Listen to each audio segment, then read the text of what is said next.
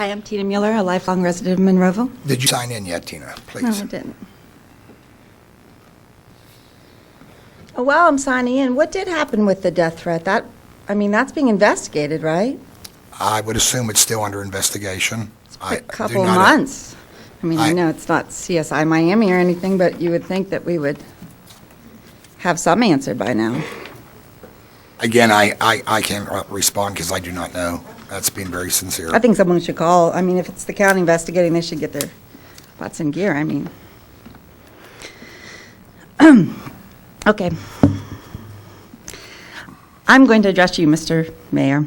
Congratulations on your recent win, first of all. Thank you. But I do want to address this. I want all the residents to hear this. I want the public to be able to hear what I have to say. I actually have a few questions to ask about these investigations that have been going on regarding these information violations, supposed information violations.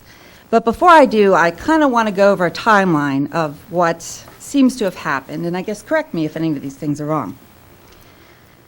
Back in late 2012, a report was made to the Federal Department of Health and Human Services claiming that there was a HIPAA violation, in that a former police chief and lifetime member of the Fire and EMS Department has obtained and shared information regarding an emergency incident.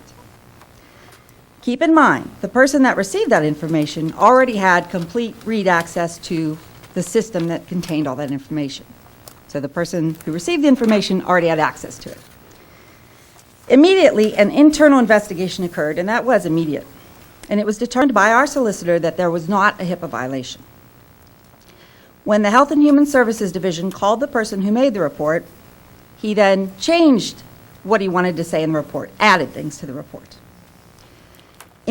including that the fire department members could access inappropriate information. That's what he said. This information was shared with Health and Human Services and the press before it was shared with at least several members of council. This, by the way, is in violation of the computer usage policy that all municipal employees must follow. The Health and Human Services Department wrote a letter indicating that they want Monroeville to perform an investigation and change their practices if necessary. A second internal investigation was done at that point using a different law firm, which I guess was Dickey McCain. They released a report to Health and Human Services, I think it was a couple months ago now, but it has not been made public, although apparently the press had a copy. The Health and Human Services Department has not officially responded to this report yet. So as far as it's concerned, the matter has not been resolved, and it is unknown if violations have occurred, if they feel violations have occurred. Then, in April 2013, the Pittsburgh District Attorney's Office received complaints about then Police Chief Douglas Cole.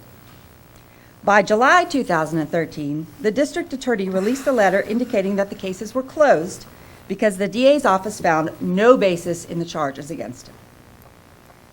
Then, in October 2003, the Pennsylvania State Police was notified that there might be violations of their NCIC clean system.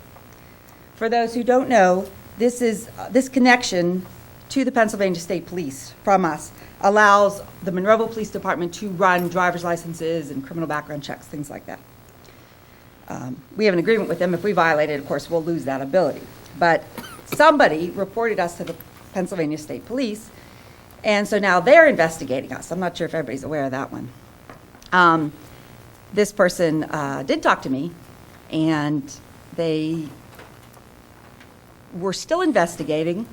The investigation is still outstanding, and they haven't said whether or not they feel any violations have occurred.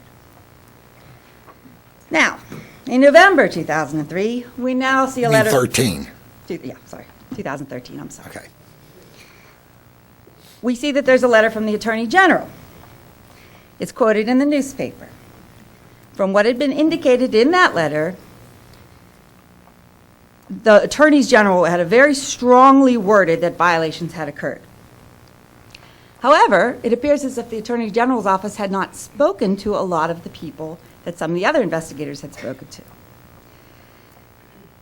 It is this letter, this very strongly worded letter that was put out here, is being used by the present political majority to justify their rash decision to fire the former police chief, Doug Cole, and several other employees. So my question to you is, was the Attorney General ever here? That's one of the questions I will ask the manager. Okay, I want to know whether they were here, if they performed any investigation, who they talked to, and if not, where do they get off writing this strongly worded letter that there were violations when they don't appear to have done an investigation at all? Well, apparently, my understanding is Mrs. Drumheller sent a letter to the Attorney General. Right, so she said there's violations, but they didn't investigate it to see if there were violations? They just wrote this letter? I can't answer that. Okay, well, I think it's very irresponsible of them to write a letter without doing an investigation. They can't just claim there's violations just because somebody told them there were. Well, if you recall, I do want to make a correction on that. There were violations, and if you remember, Mr. Harvey brought it up 5 different times to Pascarella that some of that stuff was bleeding over into the fire department, the police calls. And this happened but that happened way before any of this stuff happened. He testified it up Harvey here. said that firemen they thought they were able to access things, but no official investigation by any government agency, besides our little local law firm, has said that there were any actual HIPAA violations. That is correct. Okay. So this letter that gets put in the paper and the whole world, and people keep using it to say, ooh, we had violations, see, we were right in justifying and firing people. No outside agency has determined that there were violations at this time. Again, as you remember, Tina, what I said last week on Thursday, that there will be a lot more information coming out because things are not complete yet, especially from HHS. So I agree with you on that. I think that, a lot more information will come out. Okay. I just want everybody to notice that it appears as if someone or some group of people have been notifying every government agency they can think of to try to find that we've had violations. We've got the PA State Police, we've got the Attorney General's office, we've got the District Attorney's office, Health and Human Services. It appears as if they're just finding every single agency they can to try to report and see if they can get their actions justified. Just want to make sure that's known. I also want people to know that there have been several occurrences of municipal employees breaking the computer policy, and only one was ever fired, and he was rehired right away. So just so you know, this is not a normal circumstance that people get fired for things. And just one more thing. I just want to remind the public something about the software through which the fire department accessed all municipal information. Everybody in the paper, all the letters keep blaming former Police Chief Doug Cole for all the violations. But there was a single individual, and it was not Doug Cole, who was the project manager for this software. A single user who had complete and super user access to this software. And he was the only employee communicating with the software company at this time. He was also working part-time for that software company. Doug Cole was not speaking to that company. He did not have user privileges. The whole software package was assigned to this other individual. So if you're going to fire Doug Cole because you're claiming he was responsible for it, then I think you're wrong. 2, I think you need to also fire the other person. You're talking about Pascarella because he's the administrator. I was trying to leave names out of it. No, I'm just trying to make sure everybody... Since they're willing to put Doug's name out, I'm willing to speak up. Okay, that's all I have to say. Once again, ladies and gentlemen, I will open it up for anybody who would like to address council.